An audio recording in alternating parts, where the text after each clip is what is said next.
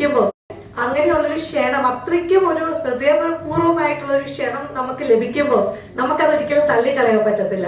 അപ്പം അതാണ് ഒരു അസോസിയേഷന്റെ ഏറ്റവും വലിയ വിജയം. എത്ര അങ്ങനെയുള്ളൊരു ക്ഷണം, അത്രയ്ക്കും ഒരു ഹൃദയപൂർവ്വമായിട്ടുള്ള ഒരു ക്ഷണം നമുക്ക് ലഭിക്കുമ്പോൾ നമുക്കതൊരിക്കലും അങ്ങനെയുള്ളൊരു ക്ഷണം, അത്രയ്ക്കും ഒരു ഹൃദയപൂർവ്വമായിട്ടുള്ള ഒരു ക്ഷണം നമുക്ക് ലഭിക്കുമ്പോൾ നമുക്കതൊരിക്കലും തള്ളിക്കളയാൻ പറ്റത്തില്ല. അപ്പം അതാണ് ഒരു അസോസിയേഷന്റെ ഏറ്റവും വലിയ വിജയം. എത്ര അകലെ നിന്നാണെങ്കിലും നമുക്ക് കൂടി വരുവാൻ ഒരു തോന്നുന്ന ഒരു മനസ്ഥിതി നമ്മളിലേക്ക് കൊണ്ടുവരുവാൻ നമുക്ക് സാധിച്ചെങ്കിൽ ഏതൊരു അസോസിയേഷന്റെ വിജയം അവിടെയാണ്. അപ്പം സത്യം പറഞ്ഞാൽ ഇന്ന് ഇവിടെ വന്നത് ഒരു വെറും പാർട്ടിസിപ്പന്റ് ആയിട്ടാണെങ്കിലും പക്ഷെ ഇവിടെ ഒരു ഭാരവാഹിയാക്കുവാൻ സാധിച്ചതില് ഒട്ടേറെ സന്തോഷമുണ്ട്. അതും ഇപ്പൊ പെട്ടെന്ന് എന്നോട് വിമൻസ് ഫോറം പ്രസിഡന്റ് ആണെന്ന് പറഞ്ഞപ്പോ ഞാൻ തന്നെ അറിയിച്ചു ഓക്കെ. അപ്പം ശരിക്കും വലിയ സന്തോഷമാണ് ഇങ്ങനെ ഒരു പ്ലാറ്റ്ഫോം ലഭിക്കാനും അതിനകത്ത് രണ്ടു വാക്ക് സംസാരിക്കാനും ലഭിച്ച ഒരു അവസരത്തിന് ഞാൻ നന്ദി പറയുകയാണ്. സാറിനോടും ജോസ് അച്ചാച്ചനോടും ജോയ് അങ്കിളിനോടും എനിക്ക് അറിയാവുന്ന കുറച്ച് വ്യക്തികളുണ്ട്.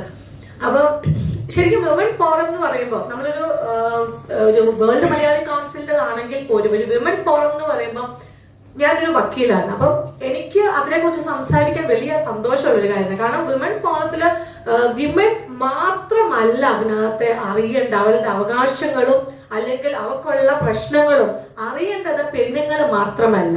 കാരണം അതറിയേണ്ടത് ആണുങ്ങളും കൂടിയാണ്. കാരണം ആ പെണ്ണിന് എന്ത് റൈറ്റ് ഉണ്ട് അല്ലെങ്കിൽ അവളുടെ എന്തൊക്കെ റൈറ്റ് ആണ് വയലേറ്റ് ചെയ്യുന്നത് എന്ന് ആണുങ്ങൾ കൂടി അറിഞ്ഞാലേ ഉള്ളൂ പെണ്ണുങ്ങളുടെ ആ റൈറ്റ് നിലനിൽക്കത്തുള്ളൂ. അപ്പം ഇന്ന് നമ്മുടെ സമൂഹത്തിൽ നമ്മളിപ്പോ ഒരു മലയാളി അസോസിയേഷനിലേക്ക് നമ്മൾ വന്നു എന്നതുകൊണ്ട് നമ്മള് പല ഇന്ത്യയിലും നടക്കുന്ന ഓരോ പ്രശ്നങ്ങളും നമ്മളെ കൂടെ അഫക്ട് ചെയ്യുന്നുണ്ട്. അപ്പൊ അതിന്റെ ഒരു ഭാഗമായിട്ടാണ് ഇപ്പോൾ നിയമങ്ങൾ പോലും നമ്മൾ സ്ത്രീകളെ സപ്പോർട്ട് ചെയ്തു വരുന്നത്. കാരണം domestic violence act, maternity benefit act, പണ്ട് പെണ്ണുങ്ങൾക്ക് ഒരു ജോലി ചെയ്യണമെങ്കിൽ പല പ്രശ്നങ്ങളായിരുന്നു. കാരണം ജോലിക്ക് പോകുന്ന സമയത്ത് ഒന്ന് പ്രഗ്നന്റ് ആയി അല്ലെങ്കിൽ ആ ഒരു കാലഘട്ടത്തിൽ ജോലി പിന്നെ ഒരു അവസരമില്ല. അതിനാണ് മെറ്റേണിറ്റി ബെനിഫിറ്റ് ആക്ട്. പിന്നെ പുതിയതായിട്ട് കോടതികൾ തന്നെ അതിനുവേണ്ടി കൂടുതൽ sexual harassment at work place എന്നുള്ള ആ ഒരു പ്രശ്നങ്ങളൊക്കെ വന്നപ്പോൾ അതിലേക്കും നിയമങ്ങൾ വരികയും സപ്പോർട്ട് ചെയ്യുകയും ചെയ്ത് പിന്നെയും മുന്നോട്ട് ഇപ്പൊ പല പ്രശ്നങ്ങൾ ഇപ്പം നമ്മുടെ ഈ വിമൻസ് റൈറ്റ്സ് എന്ന് പറഞ്ഞാൽ പല ഒരു ഓർഗനൈസേഷൻസ് മുന്നോട്ട് വരുന്നു. നാഷണൽ കമ്മീഷൻ ഫോർ വിമൻ ഉണ്ട്. നമുക്ക് എവിടെ ചെന്നാലും സ്ത്രീകൾക്ക് ഒരു റിസർവേഷൻ അല്ലെങ്കിൽ ഒരു റൈറ്റ് അപ്ഹോൾഡ് ചെയ്ത് ഒരു പോസിറ്റീവായിട്ട് എങ്ങനെ മുന്നോട്ട് കൊണ്ടുവരണം സ്ത്രീകളെ എന്നുള്ളതിനെ കുറിച്ചാണ് ശരിക്കും അത് നിയമം തന്നെയുണ്ട് നമുക്ക്.